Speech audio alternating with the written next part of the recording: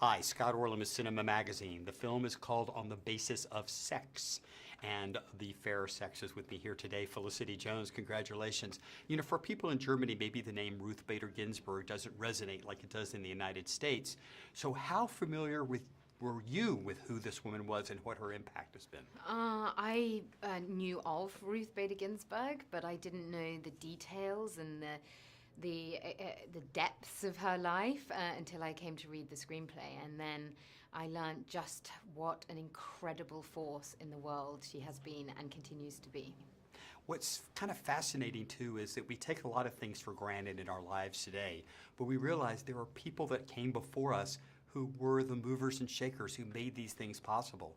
And as a man myself, I was absolutely stunned at how low women were treated in society back then. Absolutely.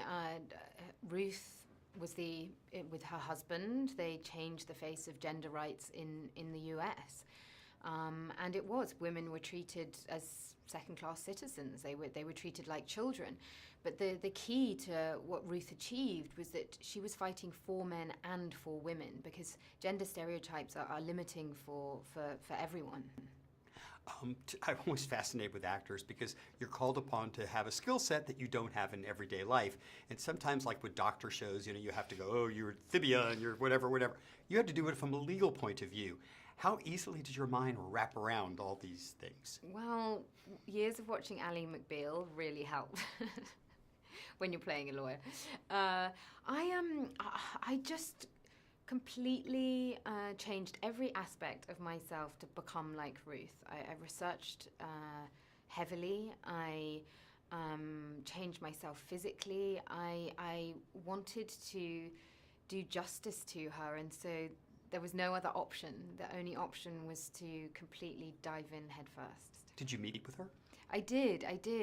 I spent time with her in her apartment in Washington. Army, Mimi, and I went to, and Jonathan, our producer, and our set designer, we went and we all sort of nervously walked in, and you feel like you should sort of bow or curtsy. She's very, you know, her impact is so huge, and we all had such huge respect for her. But she's very, very welcoming, very warm, very careful about when she speaks and how she speaks, and she knows the value of words and knows how words can affect change.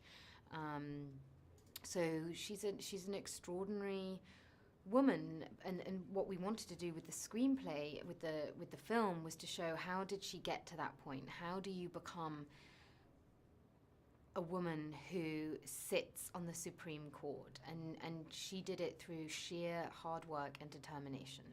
Now, as brilliant as this woman was in the courtroom, in the kitchen, let's say she was lacking certain of a degree of authenticity. So what about Felicity in the kitchen? I mean, how adept at you are creating? It's a journey. It's a journey. I actually do really enjoy cooking. My family, my father's family, are Italian descendants, so it's a big part of our family culture. But it's definitely something I'm a student of, and I'm learning. My husband is a much better cook. Specialty of the house?